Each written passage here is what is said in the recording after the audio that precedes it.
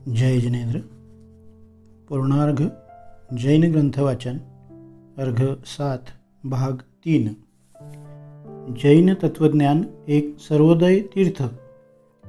जैन तत्वज्ञान वस्तुतत्वावर आधारलेले असल्यामुळे ज्याप्रमाणे वस्तुतत्व अकृत्रिम, स्वतः सिद्ध, अनादि अनंत, ध्रुव, शाश्वत आहे, तसेच जैन तत्वज्ञान देखील अकृत्रिम, स्वतः सिद्ध, अनादि निधन, ध्रुव आहे। जैन तत्वज्ञानाचे संस्थापक अंतिम तीर्थंकर भगवान महावीर नाहीत किंवा प्रथम तीर्थंकर भगवान आदिनाथ पण नाहीत। भगवान आदिनाथांच्या अगोदर देखील अनंत तीर्थंकर होऊन गेले। ते देखील जैन तत्वज्ञानाचे संस्थापक आदी प्रवर्तक नसून स्वयं त्यांचे आराधक बनून अन्य मुमुक्षु भव्य जीवांना ते मार्गदर्शक बनले। प्रत्येक वस्तूचे अस्तित्व स्वतंत्र आहे, भिन्न भिन्न आहे। प्रत्येक वस्तू आपल्या अस्तित्व शक्तीने आपले अस्तित्व जीवन जगत आहे। प्रत्येक वस्तूचे अस्तित्व स्वतः सिद्ध, अकृत्रिम आहे। कोणी ईश्वर नामक अचिंत्य शक्तीने हे जग निर्माण केलेले नाही। प्रत्येक वस्तू ईश्वर आहे व ती आपली पर्याय सृष्टी निर्माण करण्यास स्वयं समर्थ, स्वाधीन, स्वतंत्र आहे। पराधीन, परतंत्र, अन्य ईश्वराधीन नाही। हा वस्तू स्वातंत्र्याचा तत्वसिद्धांत प्रत्यक्ष वस्तुदर्शन घेणाऱ्या वितराग सर्वज्ञ तीर्थंकर देवांनी जाणला, त्याचा स्वीकार केला व तोच जगातील भव्य जीवांना सांगितला। तोच जैन तत्वज्ञान या नावाने प्रचलित आहे। ज्या अर्थी प्रत्येक वस्तू स्वतः सिद्ध आहे, त्या अर्थी प्रत्येक वस्तू अनादि, अनिधन, स्वसहाय व निर्विकल्प अखंड अद्वैत आहे। हे जैन तत्वज्ञानाचे 4 उपसिद्धांत आहे। प्रत्येक वस्तूचे लक्षण सत आहे। ते सत, उत्पाद, व्यय, द्रव्य या 3 अंशधर्मांनी युक्त आहे।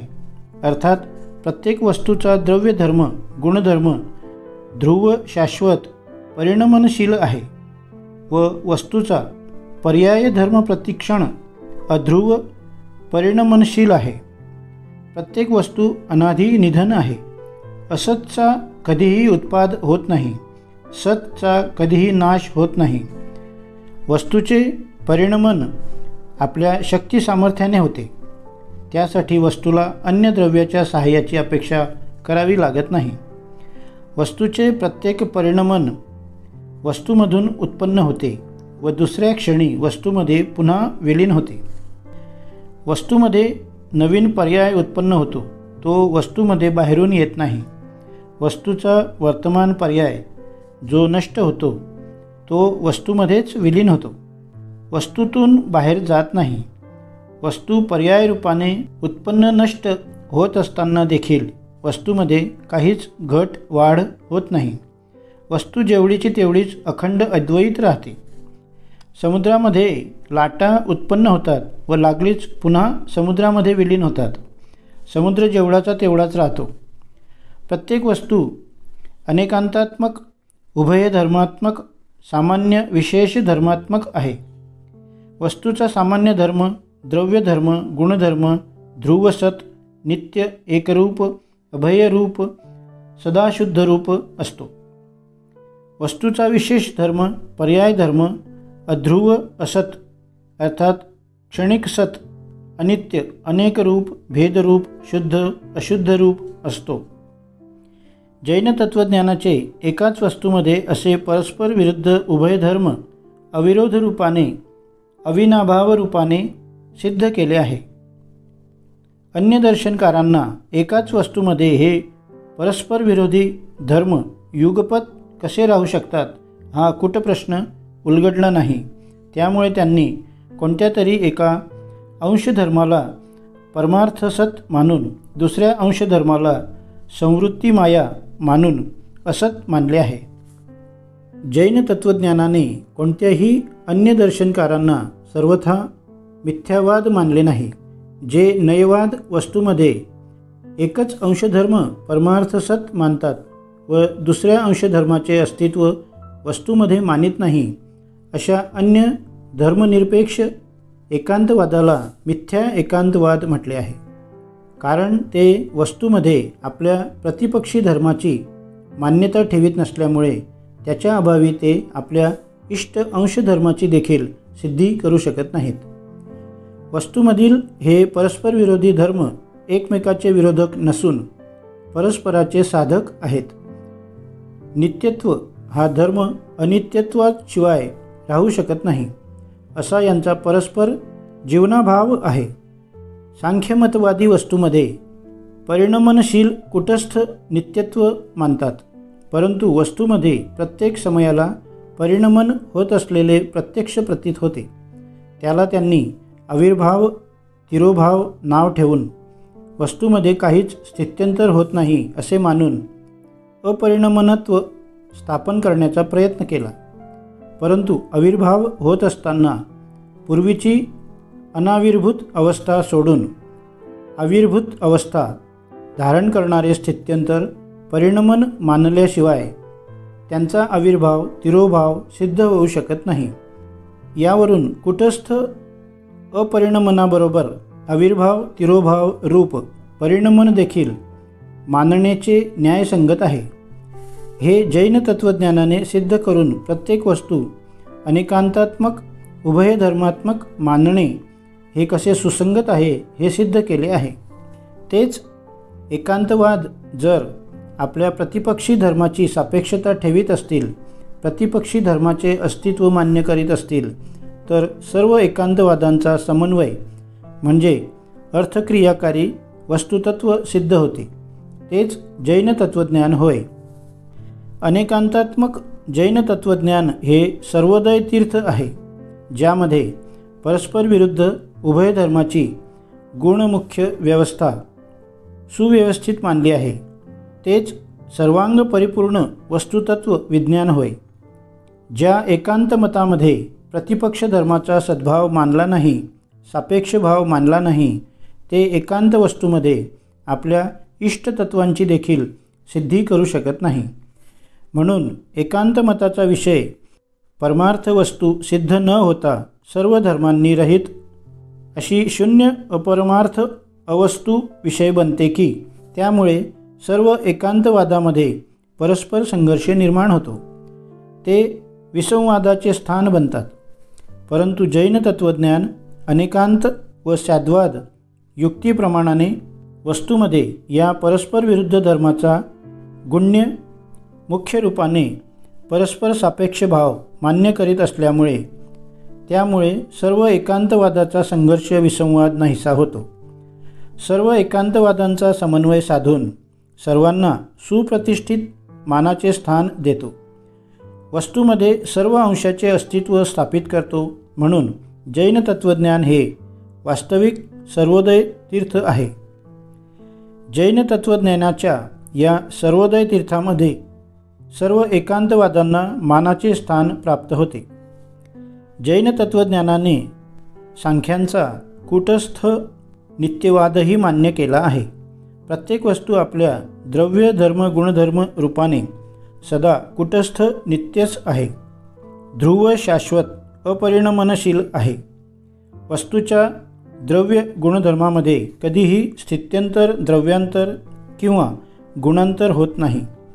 एक द्रव्य दुसऱ्या द्रव्य स्वरूप होत नाही. एक गुण दुसऱ्या गुणरूप होत नाही. परंतु जैन तत्त्वज्ञानाचा हा कुटस्थ नित्यपणा अनित्यत्व सापेक्ष मानलेला आहे. पर्याय धर्मरूपाने वस्तूमध्ये व वस्तूच्या प्रत्येक गुणामध्ये स्थित्यंतर परिणमन प्रतिक्षण होत आहे. नित्यत्वाशिवाय परिणमन होऊ शकत नाही व परिणमनाशिवाय नित्यत्व राहू शकत नाही असा परस्पर सापेक्ष भाव मानला आहे. त्यातच वस्तूची सर्वांगता व परिपूर्णता आहे. याप्रमाणे वस्तू स्वरूपाचे यथार्थ ज्ञान करून देणारे जैन तत्त्वज्ञान वास्तविक सर्वोदय तीर्थ आहे. जैन तत्त्वज्ञानाने खऱ्या अर्थाने ईश्वरसृष्टी कर्तृत्ववाद देखील वस्तुनिष्ठ मानला आहे. परंतु ईश्वरवादी जसा अन्य कल्पित ईश्वर मानतात, ईश्वराच्या अधीन जगाने कर्तृत्व मानून जगाला पराधीन परतंत्र बनविण्याचा दुःखाचा मार्ग दाखवितात, तसा ईश्वर कर्तृत्ववाद मानला नसून वस्तूच्या स्वातंत्र्यवादात खरा ईश्वरसृष्टी कर्तृत्ववाद कसा सामावलेला आहे हे अनेकांत साधवाद युक्तिप्रमाणाने सिद्ध केले आहे. प्रत्येक वस्तू ईश्वर आहे व ती आपली पर्याय सृष्टी उत्पन्न करण्यास स्वयंसमर्थ आहे, स्वाधीन स्वतंत्र आहे, पराधीन परतंत्र नाही. हे खरा ईश्वर सृष्टी कर्तृत्ववाद जैन तत्त्वज्ञानाने वस्तुनिष्ठ मानला आहे. जैन तत्त्वज्ञानाने ब्रह्माद्वैतवाद देखील वस्तुनिष्ठ मानला आहे. प्रत्येक वस्तू आपल्या सद्ब्रह्माने युक्त आहे. प्रत्येकाचे अस्तित्व ब्रह्म भिन्न भिन्न स्वतंत्र असून अद्वैत आहे, परद्वैत सापेक्ष नाही. तथापि प्रत्येक वस्तू अद्वैत आपल्या अनंत गुण पर्याय द्वैताने सापेक्षयुक्त आहे. द्वैतनिरपेक्ष अद्वैतवाद हा वस्तुनिष्ठ नसून अवस्तुरूप आहे. द्वैत सापेक्ष अद्वैतवाद हा वस्तुनिष्ठ आहे. बौद्ध मताचा क्षणिक वाद देखील जैन तत्त्वज्ञानाने वस्तुनिष्ठ मानला आहे. पर्याय धर्मरूपाने प्रत्येक वस्तू प्रतिक्षण परिणमनशील आहे.